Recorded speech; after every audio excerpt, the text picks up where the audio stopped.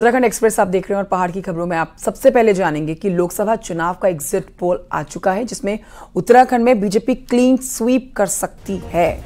जी हां, exit poll में BJP सभी 5 सीटों पर जीत दर्ज कर रही है एग्जिट पोल के मुताबिक, और कांग्रेस का खाता भी नहीं खुल रहा है।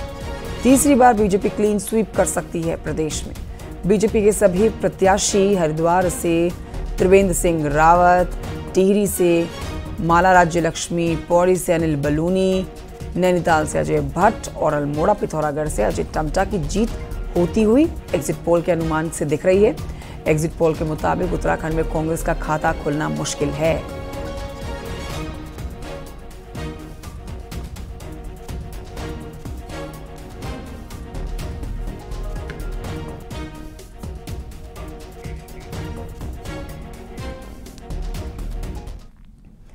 उत्तराखंड में कैंडिडेट कौन कौन जीत सकते हैं, अभी आप जानेंगे। अब वो देखिए, आप एक एक करके उन नामों के बारे में जानिए कौन कौन जीत दर्ज करने वाले हैं एग्जिट पोल के अनुमान के मुताबिक। तो ये सबसे पहले आप प्रत्याशी बीजेपी के त्रिवेंद्र सिंह रावत, प्रदेश के मुख्यमंत्री भी रहे हैं, केंद्रीय मंत्री भी।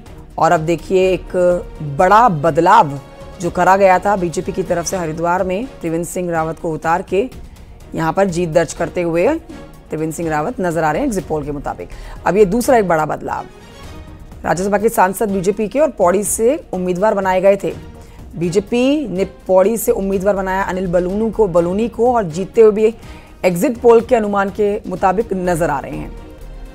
तीसरा कैंडिडेट आपके सामने उत्तराखंड से, वो है माला राज्य लक्ष्मी शाह का। हैट्रिक लगाने वाली हैं ये, अगर इस बार जीत जाती हैं तो ये माला राज्य लक्ष्मी शाह की हैट्रिक होगी। हालांकि इनको टक्कर देने के लिए टिहरी में 11 उम्मीदवार हैं। अब आइए आगे बढ़ते हैं। नैनीताल का आप ये देख लीजिए, अजय भट्ट बीजेपी के प्रत्याशी जो जीतते हुए नजर आ रहे हैं न्यूज़ 18 के एग्जिट पोल के मुताबिक। 5वें और आखिरी अजय टम्टा अल्मोड़ा से, ये भी आगे बढ़ पाते हुए नजर आ रहे हैं। हालांकि ये अनुमान है, एग्जिट पोल आपको सिर्फ अनुमान दिखा रहा है। जो सर्वे किया गया है कई लाख लोगों के बीच में जाके उनसे बातचीत करके, लेकिन जो सटीक नतीजे हैं, जो सही नतीजे हैं, जिससे सरकार बनेगी, प्रत्याशी विजय होंगे, वो 4 तारीख को आएंगे।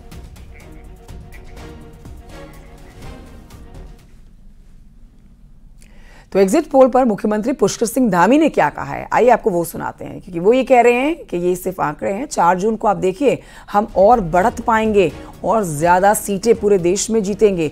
उत्तराखंड की 5 सीटें तो हम जीत ही रहे हैं, देश में भी कई सीटें जीतने जा रहे हैं और आगे बढ़ेंगे। जिस दिन 4 जून को रिजल्ट आएगा और जैसे जैसे मतगणना प्रारंभ होगी, ये आगे बढ़ते जाएंगे और मोदी जी तीसरी बार प्रचंड जीत के साथ देश के प्रधानमंत्री बनेंगे। ये जीत भारत के मोदी जी के 140 करोड़ परिवारजनों की जीत है, उनकी नीति और नीयत की जीत है, गरीब कल्याण सुशासन की जीत है। जो उन्होंने देश के लिए अपना एक एक पल और एक एक क्षण लगाया है, ये उसकी जीत है और ये ऐतिहासिक होगी। बीजेपी के प्रदेश अध्यक्ष महेंद्र भट्ट ने इसे बीजेपी और पीएम मोदी की नीतियों की जीत बताया। वो कह रहे हैं कि एग्जिट पोल के आंकड़े बिल्कुल सटीक साबित होने वाले हैं। के अंदर यहाँ के जनमानस के मन में नरेंद्र भाई मोदी जी के प्रति जो श्रद्धा का भाव है, वो यहाँ के विकास को लेकर है। आज उत्तराखंड के जो धार्मिक यात्राएं बढ़ी हैं, यहाँ का जो यात्रा से जुड़ा हुआ व्यवसाय है, यहाँ का जो पर्यटन से जुड़ा हुआ व्यवसाय है, उस व्यवसाय में गुणोत्तर वृद्धि आई है। तो बहुत बड़ा योगदान प्रधानमंत्री मोदी जी का है। उनका बार बार इस देवभूमि में आना और यहाँ की उन समस्याओं को, जो यहाँ की मूलभूत समस्याएं, वैसे तो मोदी जी लंबे समय तक उत्तराखंड को उन्होंने समझा है, उन्होंने देखा है। तो मैं कह सकता हूँ कि यहाँ के जनमानस के लिए पिछले 10 वर्षों में मोदी जी ने, चाहे ऑल वेदर रोड का विषय हो, चाहे रेलवे कनेक्टिविटी का विषय हो, चाहे एयर कनेक्टिविटी का विषय हो, और हर प्रकार से यहाँ का जो पर्यटन है, चाहे साहसिक पर्यटन हो, धार्मिक पर्यटन हो, उसमें जिस प्रकार गुणोत्तर वृद्धि मोदी जी ने इस बीच में की है और यहाँ की अर्थव्यवस्था में उसका जो योगदान है, यहाँ की जनता भूल नहीं सकती। और मैं कह सकता हूँ आज पुनः उत्तराखंड से 5 कमल हम मोदी जी को भेंट करने जा रहे हैं और हम हैट्रिक बनाएंगे और पुनः देश के अंदर देश के मूर्धन्य नेता जिनका विश्व में एक अपना स्थान है, आज भारत पुनः देश के प्रधानमंत्री बनने जा रहे हैं। मैं अपनी ओर से उत्तराखंड की समस्त जनता का आभार व्यक्त करता हूं कि आज उनका जनादेश जो एग्जिट पोल के माध्यम से आया है, ये 4 तारीख को सार्थक सिद्ध होगा। हरिद्वार से बीजेपी के प्रत्याशी और पूर्व मुख्यमंत्री त्रिवेंद्र सिंह रावत ने कहा है कि राज्य में डेमोग्राफी में काफी बदलाव आया था, उसे लेकर राज्य सरकार यूसीसी लेकर आई और इसका भी चुनाव में बीजेपी को खासा फायदा मिलेगा।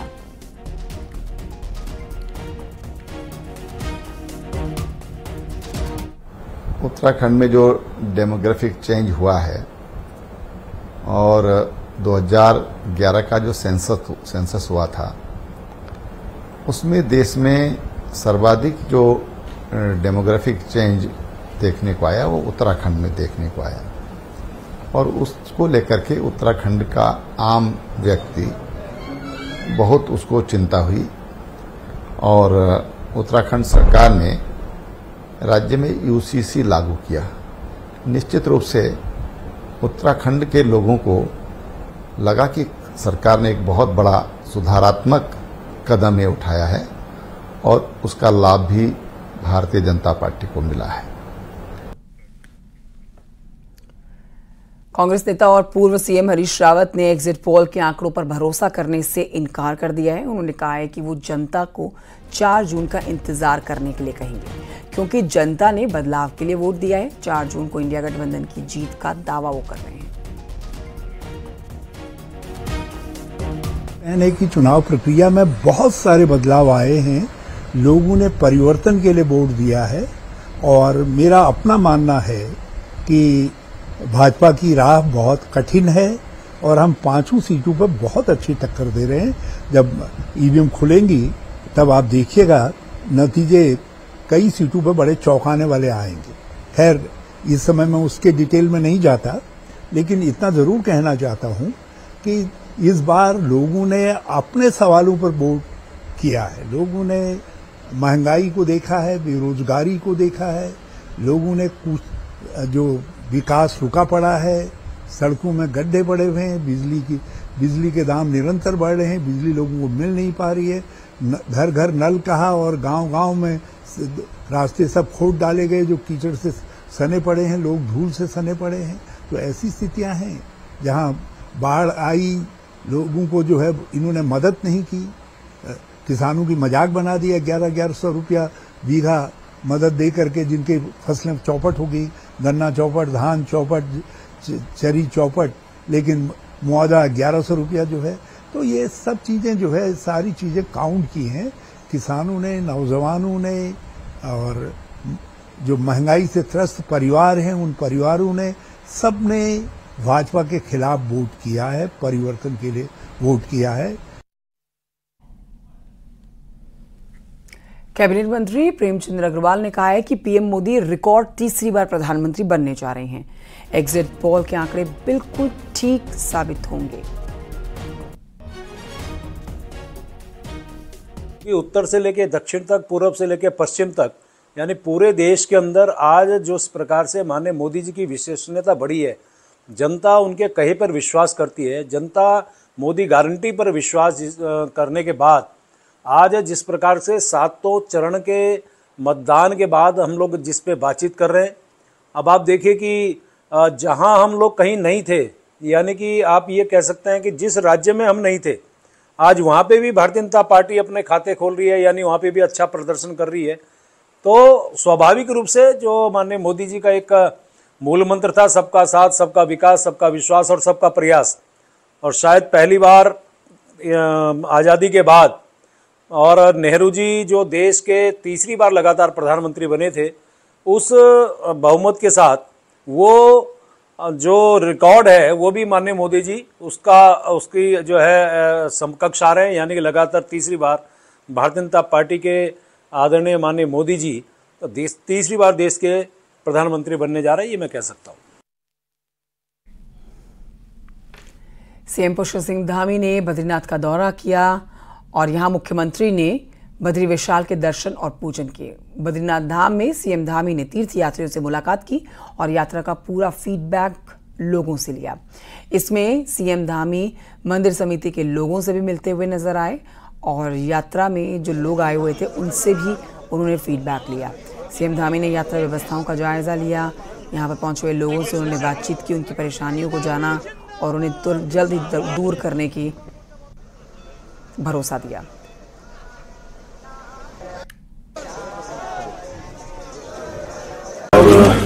धामों की एक अपनी बियरिंग कैपेसिटी है, उसी बियरिंग कैपेसिटी के अनुरूप यात्रा चलाई गई और अब यात्रा पूरी तरह से व्यवस्थित है।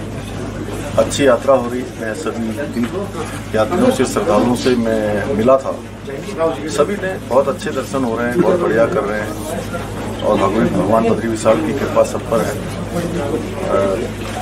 यात्रा सुचारू रूप से है।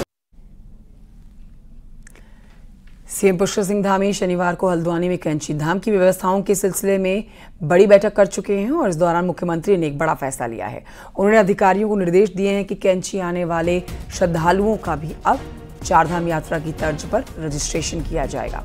मुख्यमंत्री ने जल्द ही ऑनलाइन रजिस्ट्रेशन के लिए पोर्टल बनाने के निर्देश दिए हैं। आपको बता दें कि 15 जून को कैंची के स्थापना दिवस पर इस दिन कैंची धाम में एक मेला होता है जिसमें भक्तों का सैलाब उमड़ता है और इसीलिए अब रजिस्ट्रेशन कराना जरूरी होगा परिसर में आने के लिए।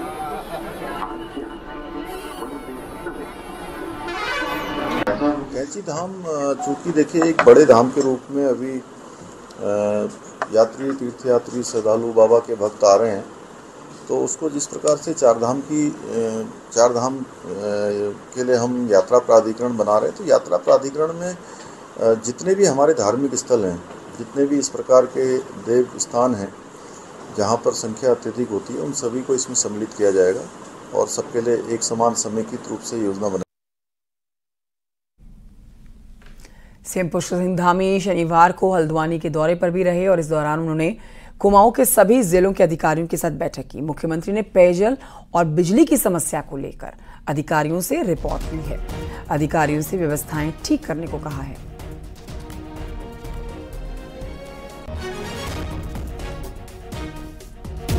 अत्यधिक लोड होने के कारण से, ज़्यादा दबाव होने के कारण से ट्रांसफार्मर इत्यादि बार बार खराब हो रहे थे। लाइन लॉसेज ज़्यादा है, उसको ठीक करने के लिए कहा है और विभाग जो है उस पर योजना बनाएगा और फिलहाल शॉर्ट टर्म जो अभी तात्कालिक जो परेशानी है, उस परेशानी से हमने कहा है कि उसका रास्ता निकाला जाए जिससे कि लोगों को दिक्कत न हो। उत्तरकाशी के अपर यमुना वन प्रभाग में जगह जगह लगी जंगल की आग बेकाबू होती नजर आ रही है। कई हेक्टेयर वन संपदा आग की भेंट चढ़ चुकी है। छटांगा और राजतर के बीच में जंगल में लगी आग यमुनोत्री हाईवे पर पहुंच गई है। वहीं सूचना पर मौके पर पहुंची वन विभाग और फायर ब्रिगेड की टीम ने बमुश्किल आग पर काबू पाया। तापमान में बढ़ोतरी की वजह से जंगल की आग की घटनाएं एक बार फिर से बढ़ने लगी है।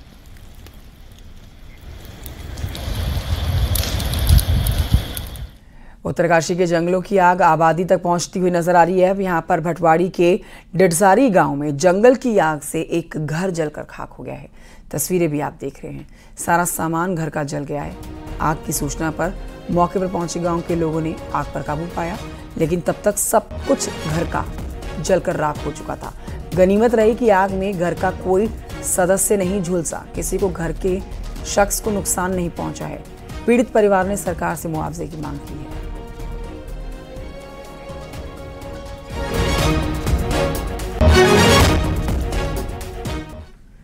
उधर श्रीनगर में भीषण गर्मी पड़ रही है और पारा 40 डिग्री सेल्सियस को छू चुका है, जिसकी वजह से बिजली की मांग काफी ज्यादा बढ़ गई है। बिजली के ट्रांसफार्मर पर लोड पड़ रहा है। ट्रांसफार्मर का तापमान हर 10 मिनट में 80 डिग्री को पार कर रहा है, जिसकी वजह से ट्रांसफार्मर जलने का खतरा बढ़ गया है। अब कूलर लगाकर बिजली के ट्रांसफार्मर को ठंडा किया जा रहा है।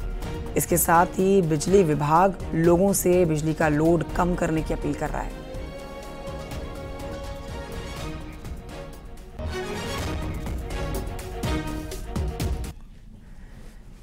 तो भीषण गर्मी के बीच में पानी की किल्लत लोगों के लिए बड़ी समस्या बन गई है। पूर्व मुख्यमंत्री हरीश रावत को भी इस समस्या से जूझना पड़ रहा है। हरीश रावत का कहना है कि वो डिफेंस कॉलोनी जैसे पॉश इलाके में रहते हैं, लेकिन रोज पानी का टैंकर मंगवाना पड़ता है उन्हें। उन्होंने लिखा है कि अगर इसी तरीके से पानी का संकट बरकरार रहा तो या तो मजबूरी में गाँव जाना पड़ेगा या फिर दिल्ली।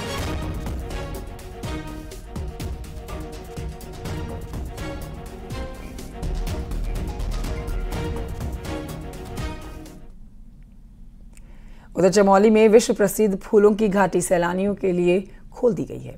पहले दिन करीब 2000 सैलानी यहां पर फूलों की घाटी देखने के लिए पहुंचे और वन विभाग ने सभी सैलानियों से घाटी में स्वच्छता बनाए रखने की अपील की।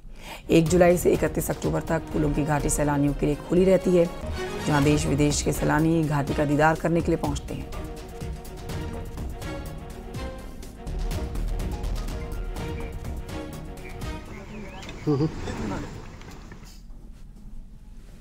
हेमकुंड साहिब की अब बात करेंगे, जहां पर हर रोज भक्त पहुंच रहे हैं। कपाट खुलने के बाद पहली बार हेमकुंड में बर्फबारी हुई है। खूबसूरत तस्वीरें आपके सामने हैं। बर्फबारी होने के बाद हेमकुंड में ठंडक लौट आई है। पवित्र गुरुद्वारा में बर्फ की सफेद चादर नजर आएगी आपको।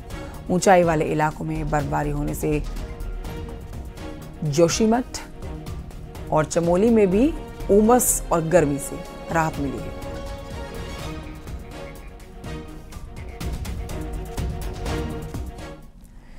भीषण गर्मी से निजात पाने के लिए पर्यटक पहाड़ का रुख कर रहे हैं। वहीं विकास नगर में यमुनोत्री नदी भी सैलानियों से गुलजार है, लेकिन खतरा भी बरकरार है। देखिए इस रिपोर्ट को।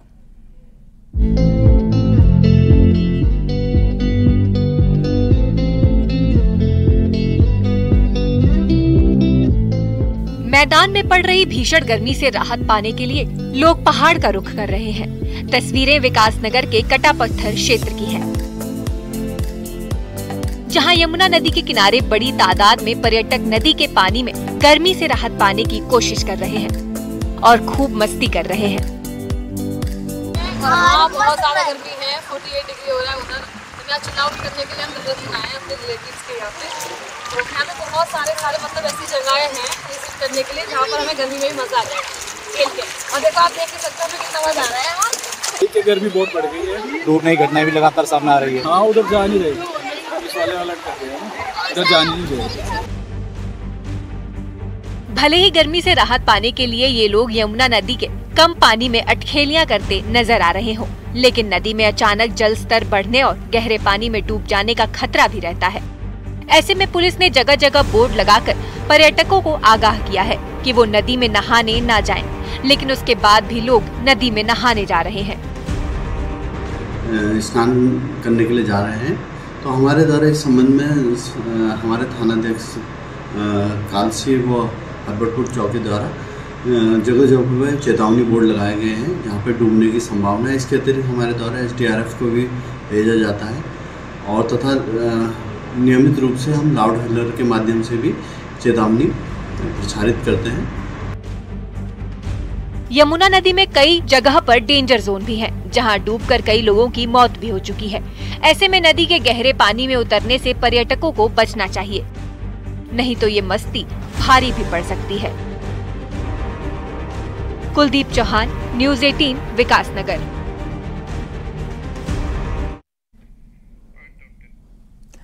और आइए पहाड़ की 10 बड़ी खबरें पहाड़ टॉप 10 में देखते हैं। अल्मोड़ा के रानीखेत उर्स मेला स्थल पर पेड़ गिरने से एक शख्स की मौत, 6 लोग घायल। नैनीताल में होटल एसोसिएशन और व्यापार मंडल ने कोतवाल का घेराव किया। होटल वाले को पर्यटक के द्वारा पैसे नहीं दिए जाने का यह मामला है। रुद्रप्रयाग में मधुगंगा और मंदाकिनी के संगम पर बन रही है जल विद्युत परियोजना, कुछ दिनों में चालू होने वाली है। कोटद्वार में प्रचंड गर्मी पड़ रही है, तापमान 43 डिग्री तक पहुंचा है। बागेश्वर में एनसीसी बिलौना में तैनात हवलदार की सरयू नदी में डूबने से मौत हो गई। पौड़ी श्रीनगर नेशनल हाईवे पर कूड़े के ढेर से बार बार आग लग रही है, जिसकी वजह से पूरे इलाके में धुआं फैल रहा है। बागेश्वर में एक बार फिर से जंगलों में आग का तांडव देखा जा रहा है।